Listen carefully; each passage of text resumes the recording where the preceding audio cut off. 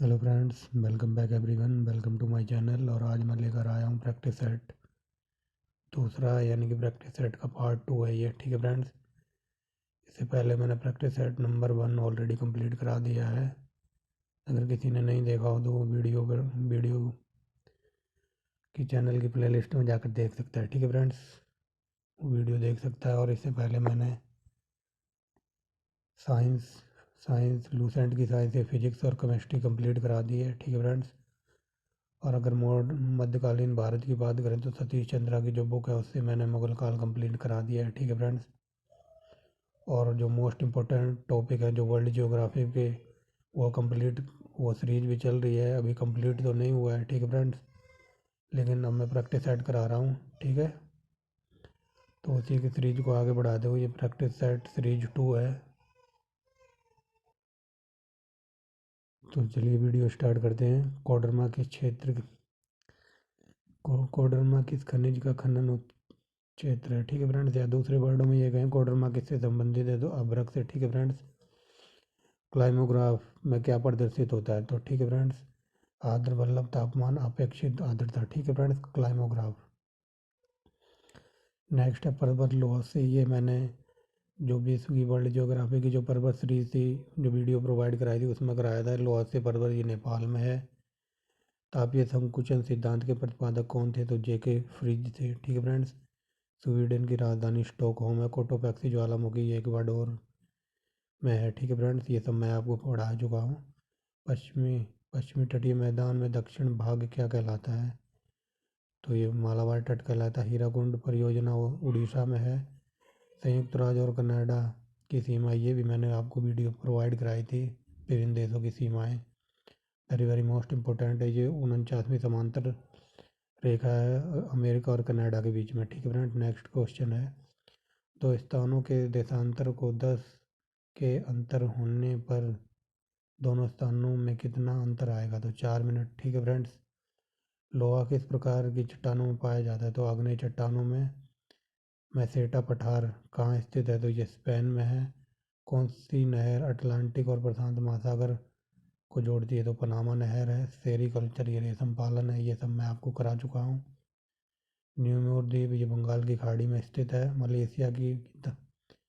Malaria की दवा मतलब किससे प्राप्त की जाती है तो सिनकोना के वृक्ष छाल से। ठीक है फ्रेंड्स, सिनकोना का वृक्ष होता है उसकी छाल। महाद्वीपों का महाद्वीप किसे कहा जाता है तो एशिया को कहा जाता है। विश्व मौसम विज्ञान केंद्र ये जनेवा में। विश्व का आर्थिक ऊंचाई पर स्थित पठार कौन सा है तिब्बत का पठार था। इसे संसार की छत भी कहा जाता है। ठीक है फ्रेंड्स, क्वेश्चन ऐसे पूछा जाता है कि संसार का छत कौन सा पठार है तो तिब्बत का पठार। लिटिल वेनिस के नाम के उपनाम से जाना जाता है वेनेजुएला को। ठीक है फ्रेंड्स, वेनेजुएला का उपनाम लिटिल वेनिस है, याद रखेंगे। लाई जनजाति का निवास क्षेत्र है तो ये म्यांमार में लाई करती है। ठीक है फ्रेंड्स, थोड़ा छोटा कर लेते हैं, आगे देखते हैं। वर्तमान में विश्व में सर्वाधिक वर्षा वाला जो मानसराम है तो ये हमारे मेघालय में है, इंडिया में। ठीक है फ्रेंड्स, नेक्स्ट है दुर्गापुर इस्पात संयंत्र किस देश के सहयोग से तो ये ग्रेट ब्रिटेन के सहयोग से बनाया गया था, पश्चिम बंगाल में। ठीक है फ्रेंड्स, तो याद रखेंगे। बैकाल झील रूस में है। अब चलते हैं थोड़ा हिस्ट्री पे। भगवान बुद्ध को ज्ञान की प्राप्ति कहाँ हुई थी तो ये बोध गया में हुई थी। आर्य समाज की स्थापना स्वामी दयानंद सरस्वती ने की थी। पंजाबी भाषा की लिपि कौन सी है तो गुरुमुखी है। ठीक है फ्रेंड्स, ये very very most important question है।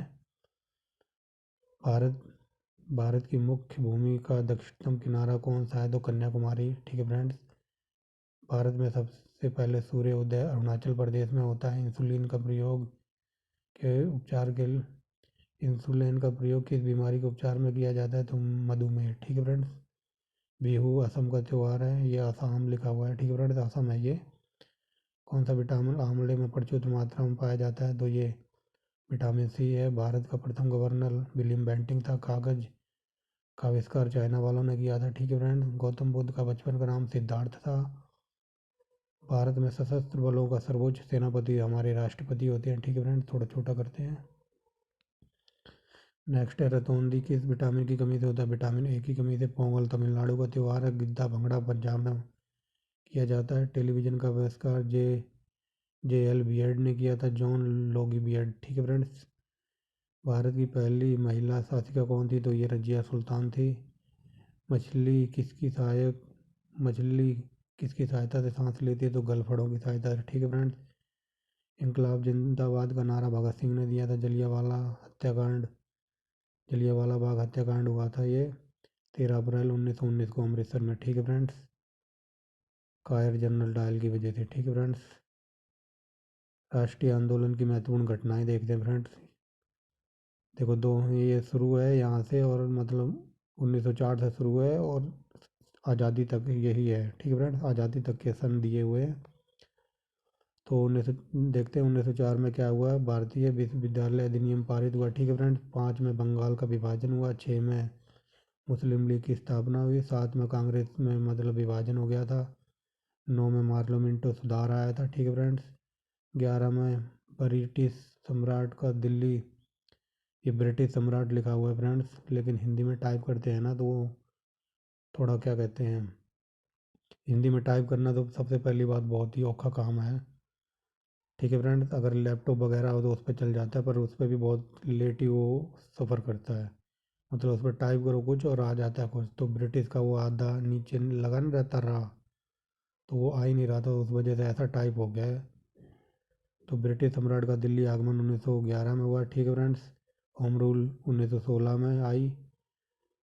और क्या कहते हैं 1916 में ही होम रूल मुस्लिम लीग समझौता हुआ। ठीक है फ्रेंड्स। मतलब कांग्रेस और मुस्लिम लीग समझौता हुआ और इसी अधिवेशन में ना कांग्रेस में जो फूट पड़ी थी वो मिल गए थे। ठीक है फ्रेंड्स। कांग्रेस वाले जो 1907 में फूट पड़ गई थी ना कांग्रेस में, गर्म दल और नरम दल में, तो वो इसी अधिवेशन में मिल जाते हैं। ठीक है फ्रेंड्स। नेक्स्ट चलते हैं। अब महात्मा गांधी की एंट्री हो गई है। तो 1917 में चंपारण आंदोलन होता है। 1919 में रोलेट एक्ट आता है। ठीक है फ्रेंड्स। 1919 में जलियांवाला हत्याकांड होता है, ये ऊपर पढ़ा दिया है। फिर मॉन्टेग्यू चेम्सफोर्ड सुधार 1919 में ही आता है। 1920 में खिलाफत आंदोलन, 1920 में असहयोग आंदोलन होता है। फिर 1927 में साइमन कमीशन की नियुक्ति होती है। 1928 में वो भारत में आता है। 1929 में भगत सिंह द्वारा केंद्रीय असेंबली पर बम फेंका जाता है, जिसका उद्देश्य था पैरों को सुनाना। ठीक है फ्रेंड्स। 1929 में कांग्रेस द्वारा पूर्ण स्वतंत्रता का मांग। 1930 में सविनय अवज्ञा आंदोलन। 1930 में ही होता है प्रथम गोलमेज सम्मेलन। ठीक है फ्रेंड्स। ये थोड़ा वैसे लिखा है, मैंने अभी बताया जो वो नीचे वो रा लगाते हैं ना, वो ऐसे कंप्यूटर ऐसे उसका सॉफ्टवेयर इसी को उठा रहा था। ठीक है फ्रेंड्स। तो समझ जाना। प्रथम गोलमेज सम्मेलन 1930 को, द्वितीय 31 को, तृतीय हुआ था 32 में। लेकिन कई बार क्वेश्चन ये पूछा जाता है कि ऐसा कौन सा व्यक्ति था जो तीनों गोलमेज सम्मेलन में भाग लिया था उसने, तो वो थे BR अम्बेडकर। ठीक है फ्रेंड्स। गांधी जी गए थे दूसरे गोलमेज सम्मेलन में। ठीक है फ्रेंड्स। 32 में हुआ था सांप्रदायिक निर्वाचन प्रणाली। ठीक है फ्रेंड्स। 32 में पूना पैक्ट हुआ था। 42 में भारत छोड़ो आंदोलन और 42 में क्रिप्स मिशन का आगमन हुआ था। कई बार यहाँ से क्वेश्चन ये पूछा जाता है कि जब भारत छोड़ो आंदोलन हुआ था तो उस टाइम वायसराय कौन था, तो लिनलिथ गो, याद रखेंगे फ्रेंड्स। 43 में आज़ाद हिंद फौज की स्थापना हुई थी। 46 में कैबिनेट मिशन का आगमन हुआ था। और क्या कहते हैं 46 में ही भारतीय संविधान का निर्माण सभा का निर्वाचन हुआ था। ठीक है फ्रेंड्स। और 46 में अंतरिम सरकार की स्थापना हुई थी। और ये लास्ट दो है। ठीक है फ्रेंड्स। 1947 में भारत का विभाजन लॉर्ड माउंटबेटन की योजना पर आधार हुआ था। ठीक है फ्रेंड्स। और 1947 में हमको आज़ादी प्राप्त हो गई थी। ठीक है फ्रेंड्स।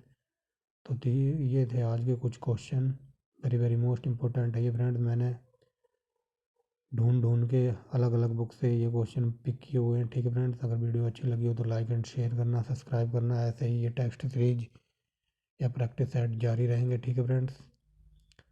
तो आई होप आप इंजॉय कर रहे होंगे। तो thanks for watching the video and bye bye.